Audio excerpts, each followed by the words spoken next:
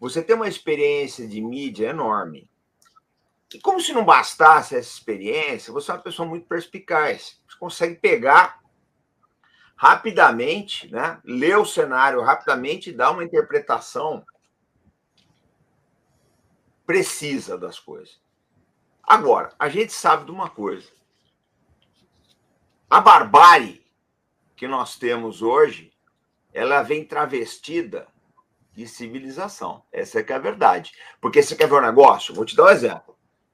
Se faz o maior alarde sobre o tratamento que a China dá aos uigures no Xinjiang. Se faz o maior alarde. Mas até onde eu sei, a China nunca jogou bomba MK-84 no Xinjiang. Eu, pelo menos, conheço isso. Né? Eu queria saber o seguinte: qual o papel da imprensa exatamente na sustentação dessa barbárie? Porque a gente está vendo aí, eu vejo alguns jornais, algumas mídias de televisão, que fazem um sustento mesmo. Eu vi um cronista famoso, aí, um âncora famoso de um jornal, não vou citar o nome, porque não é ético aqui, eu não cito o nome de ninguém, mas ele colocando lá na televisão, no horário nobre, as principais armas de Israel contra o Palestina, mostrando bombas. Eu teria vergonha de fazer isso. E eu sou militar. Eu teria vergonha de fazer isso. Mas cada um é cada um, né? A régua ética não é a mesma para todo mundo.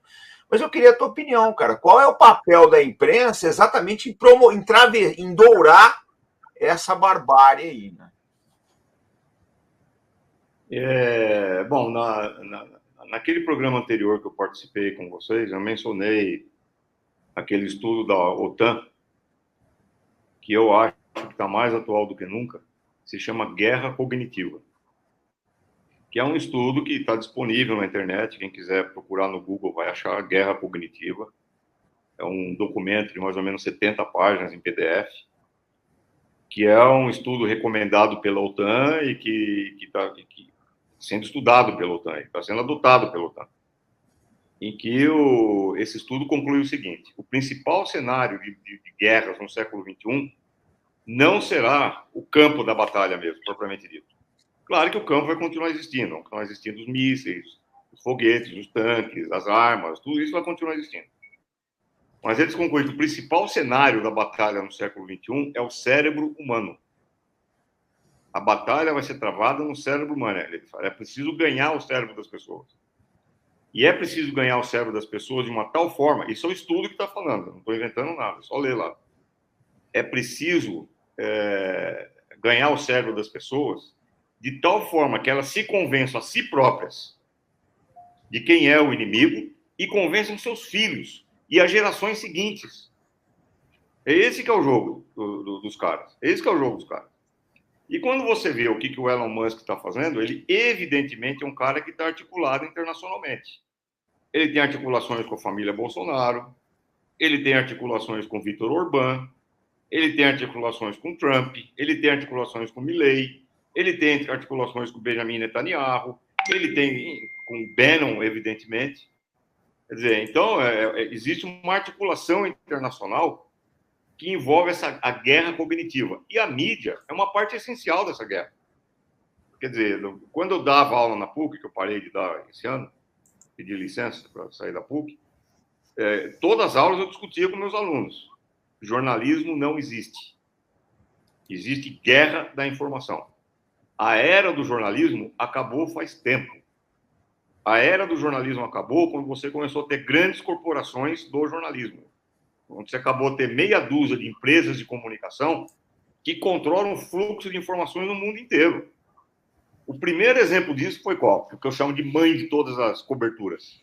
Foi a Guerra do Golfo de 1991. Foi a guerra que acelerou, aliás, acelerou a minha decisão de sair da grande imprensa. Quando a CNN transmitiu pela primeira vez, em tempo real, para o mundo inteiro, foi a primeira vez que aconteceu, o cenário de uma guerra. E como que ela fez isso? Estacionando um satélite em órbita estacionária sobre o Polo Norte, se não me engano, e esse satélite tinha capacidade de mandar imagens e notícias para o mundo inteiro, que recebiam nas antenas distribuídas pelo mundo, recebiam as imagens transmitidas por esse satélite e gerou a possibilidade técnica de você fazer uma transmissão em tempo real. Claro que esse satélite foi colocado em órbita por quem? Pela NASA, pelo pessoal pelo Pentágono, o pessoal que detinha a capacidade tecnológica para botar um satélite em órbita estacionária. Agora, eles vão fazer isso assim, sem condições? Eles vão fazer isso porque são democráticos? Eles vão fazer isso porque... É óbvio que não. É óbvio que teve um acordo entre a CNN e o establishment militar dos Estados Unidos para funcionar esse negócio aí. É óbvio, tá na cara isso aí. E, de fato, eles transmitiram uma guerra em que não houve mortes. Agora, pensa. Isso foi o que me levou, inclusive, de volta para a USP, para eu fazer meu doutorado em História. Foi justamente para tentar entender isso. Como é possível você bombardear uma capital como Bagdá, que naquela época tinha 4 milhões e 800 mil habitantes, durante 40 dias e 40 noites consecutivas, com uma capacidade de fogo que só na primeira semana era equiparável a uma Hiroshima por dia, em termos de tonelagem de explosivos? Como é que é possível você bombardear uma capital com esse poder de fogo e não matar ninguém? Como que é possível isso? Que milagre é esse? Porque os Estados Unidos inventaram, naquela época, a tal da guerra cirúrgica. Né? A guerra cirúrgica, que não vai matar ninguém, que não sei o quê, piporó. E a CNN foi fundamental para isso. Alguém lembrou aqui o Peter Arndt. O Peter Arndt, que foi o âncora da CNN naquela época, ele veio para o Brasil em 96. Ele veio lançar o livro dele Ao Vivo do Campo de Batalha, e para contar a experiência dele como correspondente de guerra, tal, não sei o quê.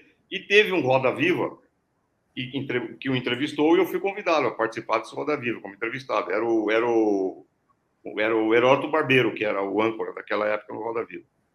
Eu só fiz a seguinte pergunta para o Peter Arndt, nesse Roda Viva. Eu falei: Peter Arndt, parabéns, você veio aqui lançar o teu livro, parabéns, é um negócio importante.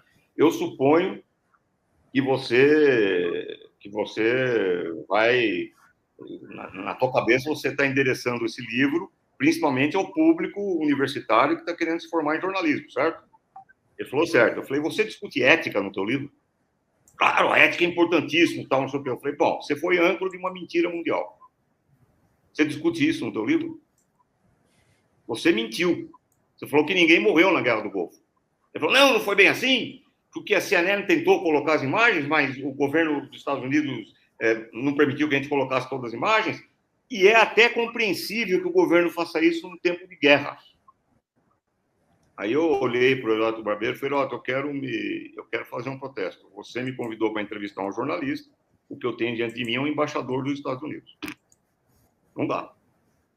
Aí veio... Nada mais é a VEX. Aí veio os comerciais. Nada mais é a VEX. Mas isso foi lá em 91. De 91 para cá, nós estamos em 2024.